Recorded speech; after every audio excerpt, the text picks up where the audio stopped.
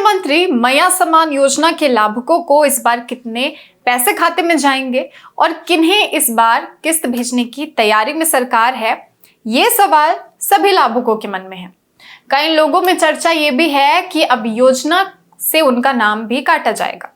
ऐसे में इस खबर में आपको बताते हैं पूरी कहानी क्या है और विभाग की ओर से क्या अपडेट निकलकर सामने आया है, कैसे योजना की किस्त भेजने की तैयारी सरकार की तरफ से है और कब तक पैसे खाते में आ जाएंगे। और अगर खाते में पैसे आएंगे तो 5,000 आएंगे या फिर 2,500 आएंगे, ये भी सवाल सबके मन में है। तो आपको बता दें कि विभाग के सूत्रों की माने तो झारखंड में करीब 50 लाख लाभुक इस योजना से जुड़े हुए हैं, जिन्हें हर महीने 2,500 रुपए की जो राशि है उनके खाते में भेजी जा रही है।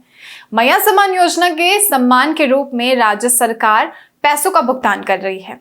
ये राज्य की सबसे बड़ी योजना है। बता दें कि लोग खुद इस योजना पर नजर बनाए हुए हैं, जिससे योजना में किसी भी तरीके की कोई दिक्कत ना हो और सही तरीके से समय पर पैसे का भुगतान किया जा सके।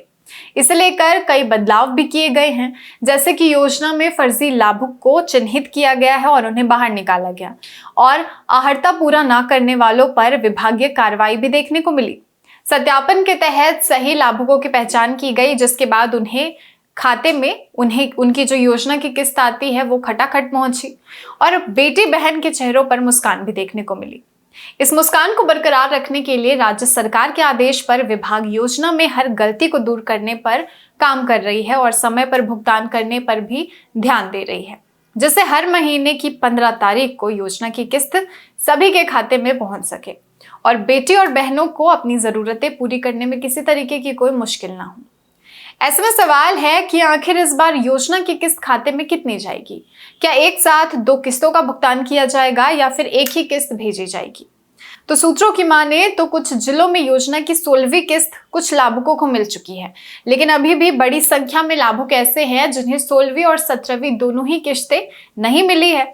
ऐसे में विभागीय सूत्रों की माने तो बाल विकास एवं सामाजिक सुरक्षा विभाग की ओर से जो बची हुई सभी लाभुक हैं उन्हें 16वीं और 17वीं किस्त का भुगतान एक साथ किया जाएगा और जिन्हें 16वीं किस्त मिल गई है उन्हें एक ही किस्त 17वीं किस्त मिलेगी, यानी कि 2,500 रुपए उनके खाते में जाएंगे। अब देखें तो इससे पहले भी त्योहार के समय यानी कि दशहरा और दिवाली के मौके पर राज्य सरकार ने योजना की किस्त का भुगतान किया था, जिससे पर्व की जो खुशी है वो दुगनी हो गई थी, बढ़ गई थी। सभी के चेहरे पर मुस्कान देखने को मिली। अब फिर से नए साल के मौके पर सभी के खाते में योजना की किस्त भेजने की तैयारी की जा रही है, जिससे सभी के चेहरों पर जो मुस्कुराहट है वो ऐसे ही बनी रहे और नए साल का जश्न अच्छे तरीके से मनाया जा सके। चाहे अमीर हो या गरीब, कोई ऐसा ना सोचे कि उनके पास पैसे नहीं हैं।